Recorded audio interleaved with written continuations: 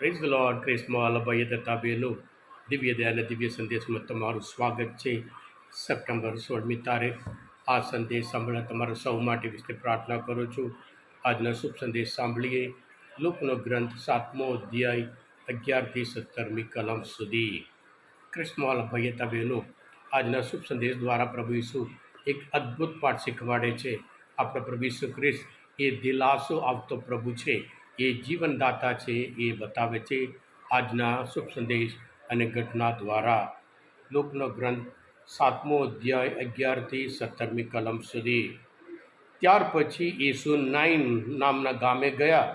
તેમના શિષ્ય અને પુષ્કળ લોકો પણ તેમની સાથે ગયા. તેઓ ગામના દરવાજા નજીક પહોંચ્યા ત્યારે કોઈ વિધવાનો એકનો એક દીકરો મરી ગયો હતો. તેને લઈને આવતા લોકો તેમને સામે મળ્યા. ગામના પુષ્કળ લોકો તે બાઈની સાથે હતા. તેને જોઈને પ્રભુને દયા આવી અને તેમણે તે બાઈને કહ્યું, રડીશ નહીં.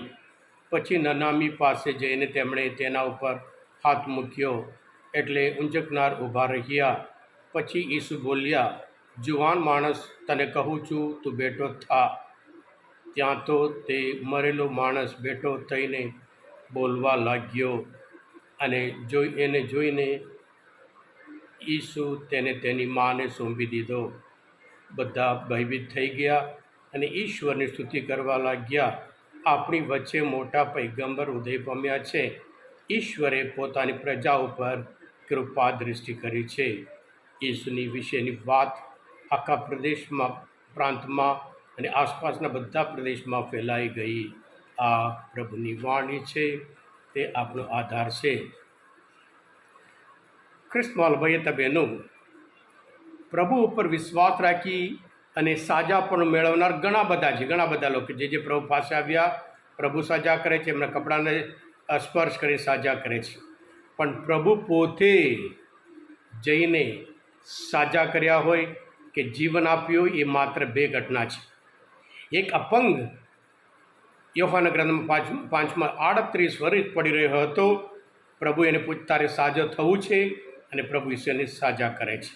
38 વર્ષ પથારીમાં પડી એ જીવનમાં ભાંગી પડેલો હતો. પ્રભુ એને નવું જીવન આપે છે. અને બીજું ઘટના આજના શુભ સંદેશમાં, વિધવાનો એકને એક છોકરો અને આખો ગામના લોકો ત્યાં. વિધવા જે રડતા પ્રભુને એ જોઈને પ્રભુને દયા આવી. કેટલાક જોરથી. એક બાજુ તો હસબન્ડ નથી અને પછી બીજી બાજુ એકનો એક છોકરો હતો અને એ પણ મરી ગયો. એ વિધવા એટલા જોરથી રડતી હશે. પ્રભુ ઈસુ એ વિધવાને જોઈને એના ઉપર દયા, પ્રભુ દિલાસો આપે, રડીશ નહીં. ક્રિસ્મા ભાઈ તબેનું બાઇબલમાં ઘણી બધી જગ્યાએ આપણને જોવા મળે છે. પ્રભુ પોતે કહે છે, રડીશ નહીં, હું તારા એક આંસુ લૂછી નાખીશ. એ પ્રભુના વચન છે. કોરિન્થના ધર્મશ્લોક 2 અધ્યાયમાં 7મી કલામાં 6ઠ્ઠી કલામાં જોઈએ, પ્રભુ દીનોને દિલાસો આપે છે. દિલાસો આપનાર ઈશ્વર જેમ કરીને આપણને જોવા મળે છે. હા ક્રિસ્મા ભાઈ બહેનો, જ્યારે માણસ દુઃખી હોય, જ્યારે માણસ નિરાશ હોય, જ્યારે માણસ ભાંગી પડતો હોય, ત્યારે પ્રભુ કહે છે, રડીશ નહીં. એ દિલાસો આપે છે. બાઇબલમાં ઘણી બધી જગ્યાએ પ્રભુ ઈસુ આમ ઈશ્વર માણસોને દિલાસો આપે છે. હા ક્રિસ્મા ભાઈ બહેનો, બાઇબલમાં ઘણી બધી જગ્યાએ આપણે પણ જોઈએ છીએ. આમ તો જૂના કરારમાં પહેલા રાજાઓના ગ્રંથમાં 17મી કલમમાં પૈગંબર એલિયા એક છોકરાને ફરી જીવતા કરે છે. અને એવી રીતે બીજા રાજાઓના ગ્રંથમાં આપણે જોઈએ છીએ ફરી પૈગંબર એલિશા 4થા અધ્યાયમાં જોઈએ છીએ બીજા એક છોકરાને જીવતા, જે મરી ગયો, ફરી જીવતા કરે છે.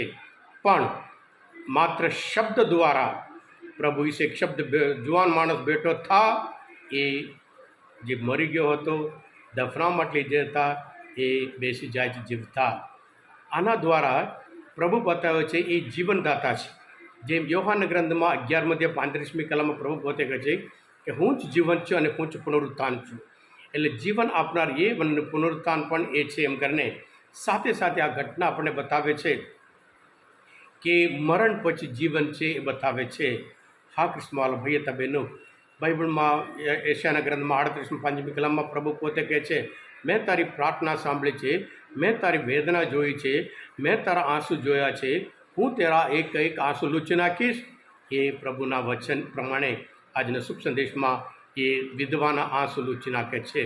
એવી રીતે દર્શનના ગ્રંથમાં 7મો અધ્યાયમાં 17મી કલમમાં ઈશ્વર જે લોકો રડતા હોય એવા એક માણસને જે રડતા હોય એમના આંસુ દૂર કરશે એમ કરીને બાઇબલના વચન બોલે છે. હા પ્રભુ ક્રિસ્તવાલા ભાઈ હતા બહેનો, આપણા પ્રભુ ઈસુ ખ્રિસ્ત એ આપણને જીવનદાતા છે, આપણે જીવન આપે છે, એ દિલાસો આપે છે, આપણી સાથેની સાથે રહે છે અને દયા બતાવે છે. એટલે આપણે પણ આજના શુભ સંદેશ પ્રમાણે આપણે પ્રભુ પર દ્રઢ વિશ્વાસ રાખીએ. અને આપણે જોઈએ છીએ જ્યારે જકરિયા જે મૂંગો થયો તો બોલ્યો ત્યારે બધા ભયભીત થઈ ગયા હતા.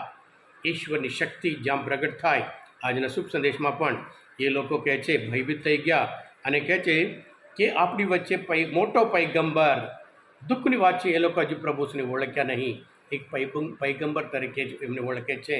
અને સાથે સાથે કહે છે ઈશ્વરે પોતાની પ્રજા ઉપર કૃપા દૃષ્ટિ કરી છે. એ જ ઈશ્વર આપણે દરેકના જીવન પર કૃપા દૃષ્ટિ કરે છે.